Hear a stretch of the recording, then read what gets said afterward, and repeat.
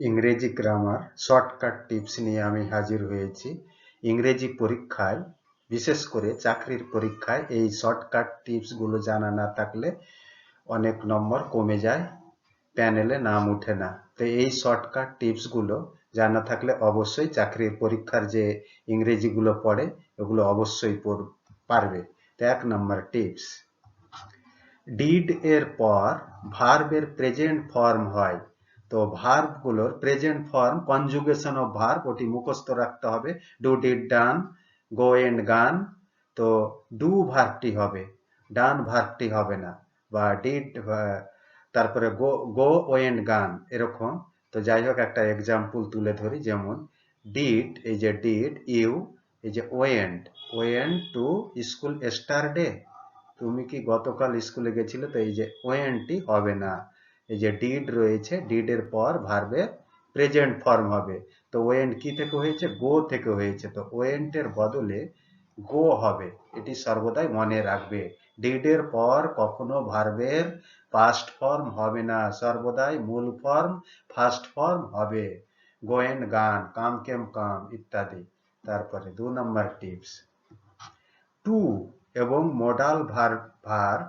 তো modal verb can, could, shall, should, will, would, may, might, must প্রভৃতি modal verb, এদের পরে ভার্বের প্রেজেন্ট ফর্ম হবে। যেমন দ্য ম্যান ওয়ান্টেড টু, এই যে ওয়ান্টেড টু, টু এর পরে এই যে gave verb, gave past tense, 1 crore for my house, আমার বাড়ির জন্য লোকটি 1 কোটি টাকা দিতে চেয়েছিল। এই যে টু এর পর ভার্বের পাস্ট ফর্ম হবে না, কি হবে?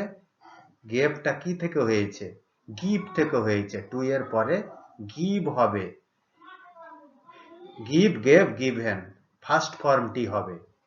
আর এই যে ক্যান এর পরেও ক্যান ওয়েন্ট হবে না, বা শ্যাল ওয়েন্ট হবে না, বা শুড, শুড ওয়েন্ট হবে না, কিংবা উইল, উইল ওয়েন্ট হবে না।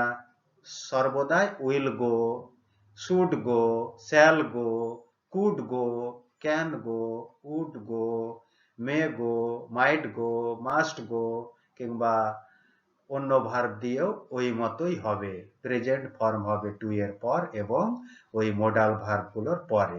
3 নাম্বার, জয়েন এর পর প্রিপজিশন হবে না। অনেক কেউ কি করে, অনেক চিঠিতে লেখি, রিজয়নিং রিপোর্টে জয়েনের পরে I want to join to the school এরকম লিখে দেয়। যেরকম একটি এক্সাম্পল, রানা ঘোষ জয়েন্স, এই যে to, joins to the post of headmaster, to বাদ যাবে, এই টুটি বাদ যাবে। Joins the post of headmaster, মানে হেডমাস্টার পদে রানা ঘোষ যোগ দেয়, এই মতো হবে, মনে রাখবে। তারপরে 4 নাম্বার, এই যে চিঠিতে অনেক কেউ লিখে দেয় ইনক্লোজ টু লিখে দেয়। তো ইনক্লোজের পরে উইথ হবে, উইথ হবে। আর অ্যাটাচ এর পরে টু হবে, অ্যাটাচ টু। যেরকম necessary documents are enclose with this letter, enclose with, কিংবা necessary documents are attach passive ভয়েসে লিখলে অ্যাটাচ টু হবে, এই মতোই হবে, অন্য হবে না। তো আরো টিপস জানার জন্য আমার এই চ্যানেলটি দেখতে থাকো, পরের ভিডিওগুলো ফলো করো। ধন্যবাদ।